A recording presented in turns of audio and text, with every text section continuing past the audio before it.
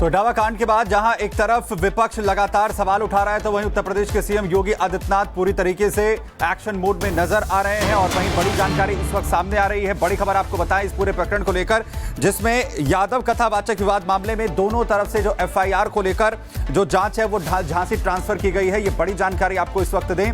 झांसी जो है वो जांच ट्रांसफर की गई है। वही खबर ये कि इटावा एसएसपी के अनुरोध पर शासन की तरफ से यह फैसला लिया गया है। वहीं तत्कालिक प्रभाव से जांच जो है झांसी पुलिस को ट्रांसफर कर दी गई है। तो बड़ी जानकारी आपको इस वक्त दे रहे हैं। जिस तरीके से इटावा मामले को लेकर अब जो जांच है वो ट्रांसफर की गई है। एफआईआर की जो जांच है वो झांसी के लिए ट्रांसफर कर दी गई है। इटावा एसएसपी की तरफ से जो अनुरोध किया गया था उस पर यह फैसला शासन की तरफ से लिया गया है और तत्कालिक प्रभाव से जो जांच है वो झांसी पुलिस को दी गई है। आपको बताएं कि इटावा मामले को लेकर एक तरफ जहां पर विपक्ष जो है सवाल उठा रहा है, तो वहीं सीएम योगी आदित्यनाथ इस पर पूरी तरीके से एक्शन मोड में। 2018 में 24 जनवरी का आयोजित किया था। उत्तर प्रदेश जो ये नाम बना है, उत्तर प्रदेश का जो ये नामकरण हुआ है, ये 24 जनवरी 1950 को हुआ था। याद करिए, 24 जनवरी 1950 नोटिफिकेशन जारी होते उत्तर प्रदेश नाम के, लेकिन कभी भी आयोजन नहीं हुआ, क्योंकि पिछली सरकारों को जातीय संघर्ष कराने से और जातीय संघर्ष के आधार पर प्रदेश को पहचान के संकट से गुजारने में उन लोगों को फुर्सती नहीं थी। वे अपने परिवार के लिए करते थे, उन्हें प्रदेश से मतलब नहीं था। परिणाम क्या था? इस भीषण संकट के दौर से हम गुजर रहे थे कि उत्तर प्रदेश के नाम पर धर्मशाला तो दूर, होटलों में भी रूम नहीं मिल पाते थे। पैसा देकर के भी लोगों को रूम नहीं मिल पाते थे। पहचान के संकट के दौर से गुजर रहे उत्तर प्रदेश को एक नई पहचान दिलाने के लिए आदरणीय प्रधानमंत्री जी की प्रेरणा से हमने परंपरागत उद्यम को एक पहचान दी, और वह थी वन डिस्ट्रिक्ट वन प्रोडक्ट की। आज मुझे प्रसन्नता है कि वन डिस्ट्रिक्ट वन प्रोडक्ट के साथ हम लोगों ने अनेक अन्य योजनाएं चलाई, जिसमें वन डिस्ट्रिक्ट वन प्रोडक्ट के आधार पर सभी 75 जनपदों की उनकी अपनी एक यूनिक प्रोडक्ट हो। उसको हम तकनीक के साथ में, उसे हम मार्केट के साथ में, उसके हम पैकेजिंग के साथ में, उसको हम डिजाइनिंग के साथ में जोड़ सकें।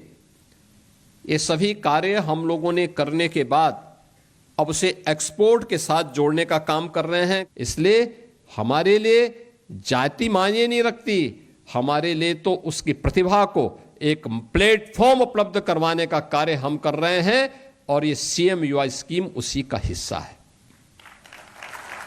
ये जो 96 लाख एमएसएमई यूनिट यूपी के अंदर आज कार्यरत हैं, और इसमें लगभग 2 करोड़ लोग जो कार्य कर रहे हैं, आखिर ये यूपी का ही था। 17 के पहले की सरकारें क्या कर रही थी? क्यों उस समय एमएसएमई उद्यम बंद हो गया था? तो इटावा में कथावाचकों के साथ में जिस तरीके से अभद्रता का वायरल वीडियो सामने आया, यूपी में सियासी घमासान का ये केंद्र बनता जा रहा है। हिंदुओं को बांटने की सियासत तेज हो चुकी है और मौके का फायदा उठाकर उपद्रवी तांडव कर रहे हैं। लेकिन पुलिस, सीएम योगी आदित्यनाथ की पुलिस इस समय एक्शन मोड में है। चोटी कांड के नाम पर हिंसा फैलाने वालों पर कार्रवाई जारी है। देखिए इस रिपोर्ट में।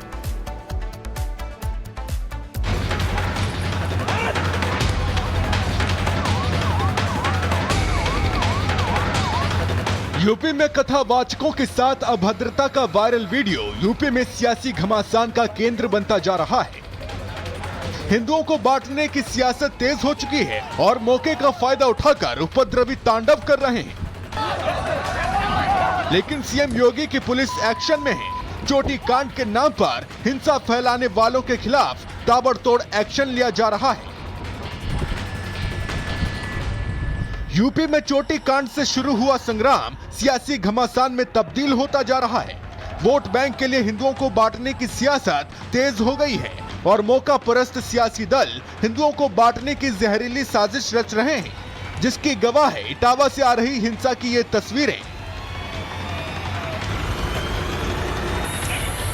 हालांकि चोटी कांड को हिंदुओं को बांटने का मौका समझने वालों की मंशा जाहिर हो चुकी है। इटावा पुलिस उपद्रवियों का इलाज तसल्ली से कर रही है। अब तक इस मामले में 21 उपद्रवियों के खिलाफ संगीन धाराओं में मुकदमा दर्ज हो चुका है, लेकिन सियासी दल इसमें अपने इरादों की छौंक लगाने से बाज नहीं आ रहे। अकस्मात रूप से उमड़ी हुई भीड़ थी और जिन्होंने उपद्रव किया है उनके खिलाफ हमने कठोर कार्रवाई करी है। 19 लोग गिरफ्तार हैं, 13 गाड़ियां जब्त हैं। वीडियो फुटेज के आधार पर हम अन्य लोगों को भी चिन्हित कर रहे हैं। उनके यहाँ दबिश पड़ रही, उनकी भी गिरफ्तारी करेंगे। 16 साल की चुटिया कट गई, इतना दुखी था बेचारा वो। अब बताओ किसी चुटिया काट दो तो कैसा महसूस होगा आपको? बाल काट दो, वो तो बात हम कह नहीं रहे हैं कि कैसे पवित्र किया गया। बताओ अगर ये बात सच है तो काहे के हम विश्वगुरु हैं। विपक्षी दल इस पूरे मामले को सिर्फ जाति के चश्मे से देख रहे हैं, इसमें कोई शक की गुंजाइश नहीं। और ये खुद सपा अध्यक्ष अखिलेश यादव ने कथावाचकों को 21,000 रुपए की आर्थिक मदद देकर साबित कर दिया है, वो भी तब जबकि ये साफ हो चुका है कि इटावा में कथावाचकों के साथ अभद्रता की मूल वजह महिलाओं के साथ कथावाचकों की बदसलूकी है। शिकायत तो पहले मैंने कहीं नहीं करी, अपनी भागवत बचाने के लिए कहीं हमारी भागवत खंडित न हो जाए। अपने पति को बताया, फिर पति ने कुछ डांटा उनको तो वो हड़बड़ा के चले, तभी तो उनकी आईडी गिरी है। आधार कार्ड 2 निकले थे क्या? 2, हाँ। अच्छा। दोनों फर्जी। मारपीट तो यहाँ से वो चले गए हैं, किसने मारपीट करी वो यहाँ नहीं, वहाँ यहाँ सिर्फ उन्होंने माफ़ी मांगी है क्योंकि उन्होंने गलती की अपने कि हमें क्षमा कर दे। हमने क्षमा कर दिया, यहाँ से वो चले गए। वहाँ लड़कों ने क्या उनके साथ किया ये नहीं हम बता सकते, हमने नहीं देखा। अब इस पूरे मामले में अखिलेश यादव ने भी इस पूरे मुद्दे को उठाया है। उनका कहना है वो बतौर सिर्फ यादव था जिसके चलते अभद्रता की गई और उनके साथ मारपीट की गई, उनकी चोटी काटी गई। तो क्या ये मुद्दा था कि वो यादव थे और वो कथा पढ़ रहे थे? ये नहीं, कोई मुद्दा यादव का जाति का कोई मुद्दा नहीं है। हमारे यहाँ पूजनीय बन के आए थे, हमने उनका पूरा सम्मान किया, पर ये थोड़ी सम्मान में कोई अपना अपमान इस तरीके से करे। हालांकि विपक्षी दलों के बंटवारे की राजनीति को बीजेपी बखूबी समझती है। बीजेपी विपक्षी दलों के इस बंटवारा समीकरण को काटकर ही सत्ता तक पहुंची, इसीलिए सीएम योगी शांत हैं। वो कानून व्यवस्था पर तो फोकस कर रहे हैं, लेकिन समाज को बांटने वाली साजिश पर खामोश हैं। शायद उन्हें एहसास है कि जनता उनकी चेतावनी को नहीं भूली होगी। राष्ट्र तब सशक्त होगा जब हम एक रहेंगे, नेक रहेंगे, तभी नेक रहेंगे। बटेंगे तो कटेंगे, बटेंगे तो कटेंगे, एक रहेंगे तो नेक रहेंगे। हैरानी की बात तो यह है कि इटावा में कथावाचकों के साथ जो हुआ उसकी असल वजह का खुलासा हो चुका है। बावजूद इसके चोटी कांड का हवाला देकर बंटवारे की राजनीति बिहार में भी शुरू हो चुकी है। पिछड़ा को अधिकार नहीं है कथा वाचक बनने का, कथा सुनाने का भगवान का। हम पूछना चाहते हैं भाजपा के लोगों से, आरएसएस के लोगों से, क्या हम लोग हिंदू नहीं है? क्या पिछड़ा समाज हिंदू नहीं है? क्या अति पिछड़ा समाज हिंदू नहीं है? क्या दलित आदिवासी हिंदू नहीं है? तो केवल कथा सुनाने के लिए केवल एक ही जात के लोग कथावाचक क्यों हो सकते हैं? अगर पिछड़ा अगर कथावाचक बनता है तो उसका मुंडन करा दिया जाता है, सर जो है छील दिया जाता है और नाक रगड़वाया जाता है। हम जरूर भरोसा दिलाएंगे कि अगर बिहार में इस प्रकार का अगर काम कोई करेगा तो हम लोग छोड़ने वाले लोग नहीं हैं।